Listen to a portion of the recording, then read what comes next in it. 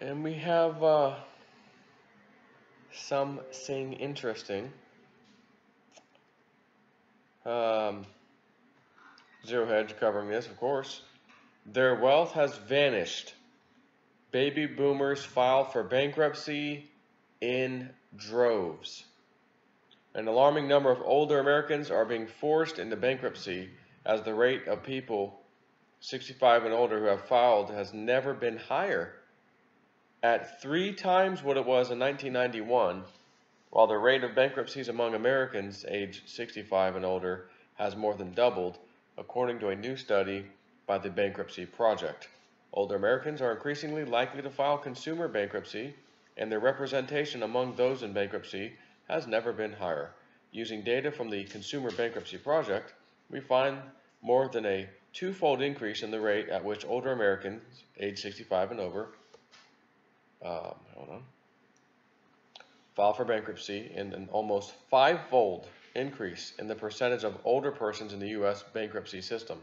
The magnitude of growth in older Americans in bankruptcy is so large that the broader trend of an aging U.S. population can explain only a small portion of the effect. The median senior filing bankruptcy enters the system $17,390 in debt versus an average net worth of $250,000 for their non-bankrupt peers. According to the study, a 3 decade shift of financial risk from government and employers to individuals is at fault, as aging Americans are dealing with longer waits for full Social Security benefits, 401k plans replacing employer-provided pensions, and more out-of-pocket spending on items such as health care. Oh, and you know I gotta add one. Housing costs, rental fees, mortgages out of control, prices way too high for houses. Which I got a little email from Simon Black, I think's his name, the something man, what's he called? The Sovereign Man, and he doesn't go into detail because sign up for my little thing and I'll tell you about it. Is what he says, but he's legit. It basically says he has some housing or real estate. It's sky high priced. The banks are begging him, basically, let us lend you some money at these super high interest rates on this stuff. And he says, you understand as well as I do, we're at the top, we're at the bubble, and these banks want to lend money now at the top. So I just got that email earlier today. Not big enough to really not big enough to really do a whole video on, but since I'm talking about something similar here, might as well bring it up. Medicare beneficiaries out-of-pocket spending by income.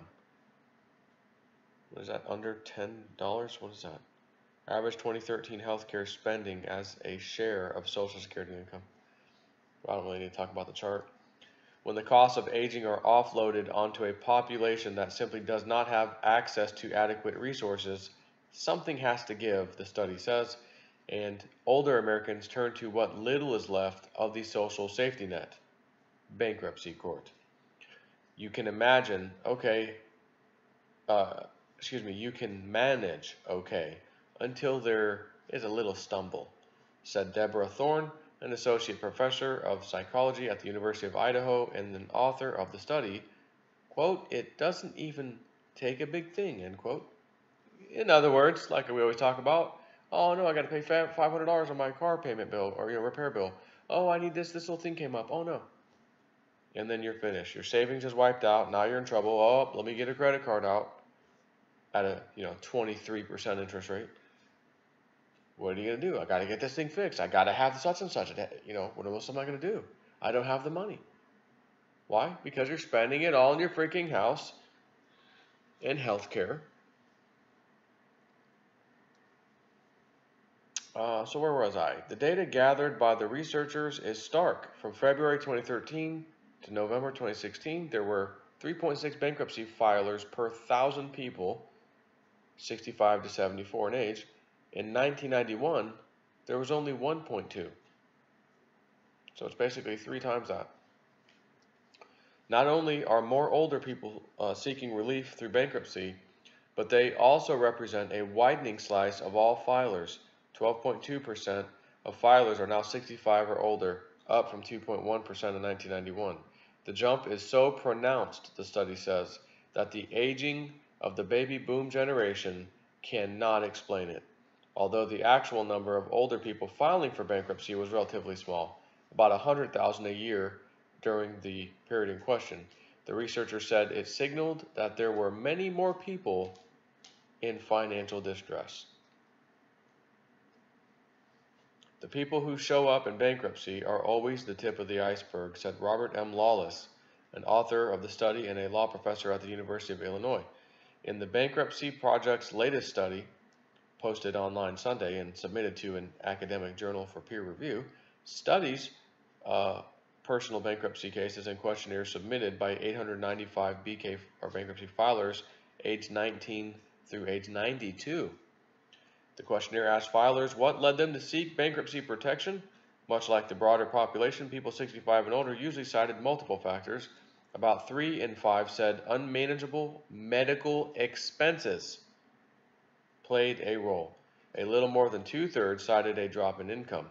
Nearly 3/4 put some blame on hounding by debt collectors.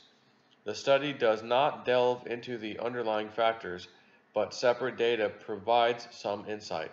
The median household led by someone 65 or older had liquid savings of $60,600 in 2016, according to the Employment Benefit Research Institute, or Employee Benefit Research Institute, whereas the bottom 25% of households had saved at most $3,260. Meanwhile, by 2013, the average Medicare beneficiary's out-of-pocket health care expenses ate up around 41% of the average Social Security payment. Did you catch that? By 2013, we're in 2018, the average Medicare beneficiary's out-of-pocket healthcare expense ate up around 41% of the average Social Security payment, according to the Kaiser Family Foundation. Almost half, healthcare. Unbelievable. Moreover, more people are entering their senior years in debt. For many, that means a mortgage. Roughly 41% of senior debt in 2016, which is nearly double the 21% rate from 1989, according to the Urban Institute. Perhaps not surprisingly, the lowest income households led by individuals 55 or older carry the highest debt loads relative to their income. More than 13% of such households face debt payments that are equal to more than 40% of their income, nearly double the percentage of such families in 1991, the Employee Benefit Institute found. Guys, I keep saying this, how does this end? This can't possibly end well. Again, homelessness on the rise everywhere, especially in liberal California. It's actually out of control over there. They're even giving the homeless people needles. Well, to help slow down AIDS, we'll just, so they don't share needles, we'll just give them free needles. And now there's needles all over the damn streets. I already did a video on that. It's disgusting. What isn't helping is that many older parents report that helping their children contributed to the bankruptcies. Seattle bankruptcy attorney Mark Stern says he's seen parents co-sign loans for $10,000 to $20,000 for their kids, only to find themselves on the hook when their offspring couldn't service the debt. When you are living on $2,000 a month, and that includes Social Security, you have rent and savings that are minuscule, it is extremely difficult to recover from something like that, he said. Others, parents had co-signed their children's student loans. I never saw parents with student loans 20 or 30 years ago, Mr. Stern said.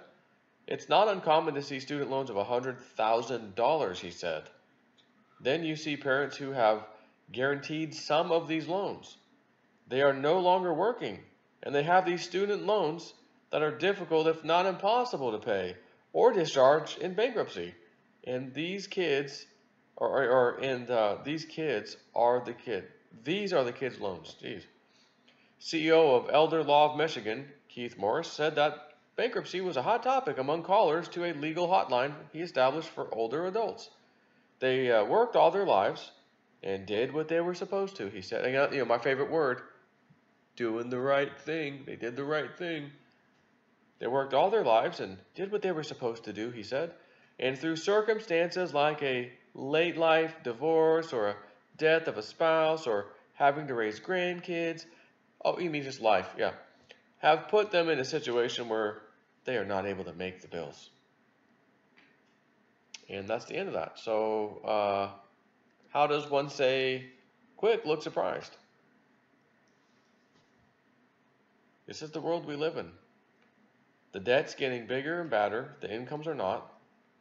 The houses are too high. Again, this cannot get any better before it gets worse.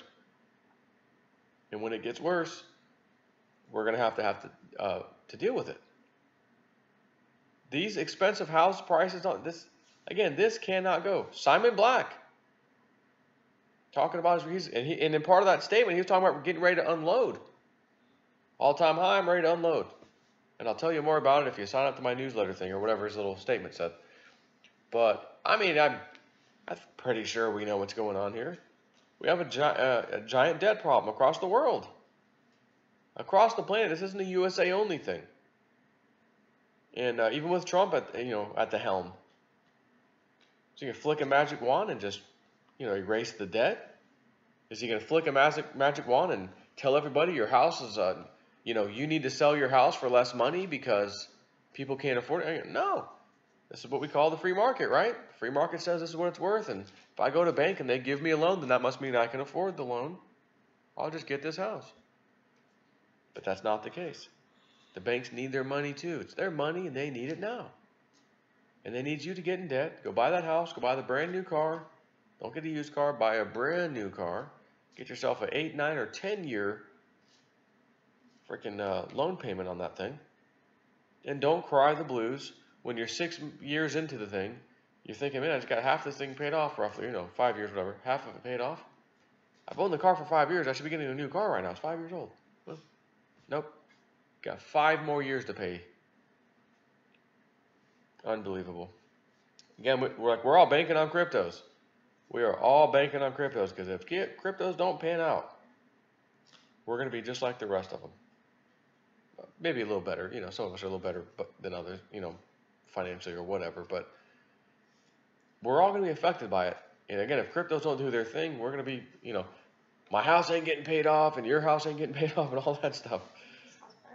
But, I think we know where that's headed. Just be a little patient on that one. Take care.